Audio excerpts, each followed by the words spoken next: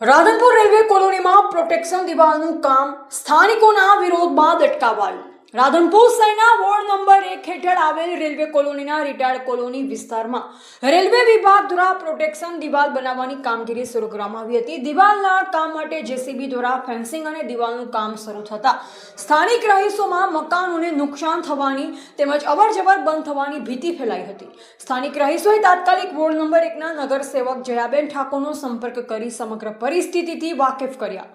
માહિતી મળતા જયાબેન ઠાકોર સ્થળ પર પહોંચ્યા અને સ્થાનિકોની લેખિત રજૂઆત સાથે રેલવે વિભાગના અધિકારીઓ તેમજ એસડીઆરએમ સમક્ષ રજૂઆત કરી। રજૂઆતમાં જણાવાયું હતું કે પ્રોટેક્શન દિવાલના કારણે વિસ્તારનો મુખ્ય અવરજવરનો માર્ગ પ્રભાવિત થશે અને સ્થાનિક લોકોને ભારે મુશ્કેલીનો સામનો કરવો પડશે।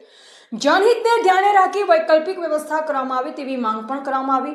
નગરસેવક જયાબેન ઠાકોરની રજૂઆત બાદ રેલવે વિભાગે સકારાત્મક અભિગમ દાખવી હાલ પૂરતું પ્રોટેક્શન દિવાલનું કામ સ્થગિત કરવાનો નિર્ણય લીધો, જે પગલે સ્થાનિક રહીશોએ રાહતનો શ્વાસ લીધો। આ પ્રસંગે સ્થાનિક નાગરિકોએ તેમની સમસ્યાના ત્વરિત નિરાકરણ માટે નગરસેવક જયાબેન ઠાકોરનો આભાર વ્યક્ત કર્યો। સાથે જ રેલવે વિભાગે લોકોની રજૂઆતને માન આપી કામ અટકાવવાનો નિર્ણય કર્યો તે બદલ જયાબેન ઠાકોરે પણ રેલવે વિભાગનો આભાર વ્યક્ત કર્યો।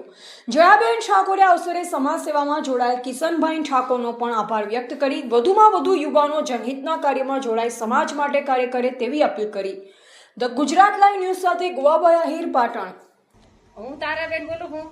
અમે રેલવે સ્ટેશનથી બોલા હા અને અમે આ રેલવે તાર વાળા અમને હેડવા દેતા નહીં, પણ અમારા જયબેન આવ્યા હતા તો અમને આ હેડવાનું અમારું હમ કર્યું છે અને આ જીસીબી બંધ કરાયું છે। અમે ગયા તો ઓફિસે અને એમને કીધું છે હું લક્ષ્મીબેન હવારમાં અમારે રેલવે વાળા આવીને મારે આગળ બધું ખોદતા હતા તો અમે જયાબેનને ફોન કર્યો તો એ આવ્યા અને એમને આ ખોદવાનું રોક્યું અને બંધ કરી દીધું મિશનને। નકા અમારે હેડવાનો રસ્તો બંધ કરતા હતા અમારી સાથે અમારા સાથે અહીંયા સાહેબની ઓફિસે આવ્યા, ત્યાં બધા અમે ગયા અને આવેદન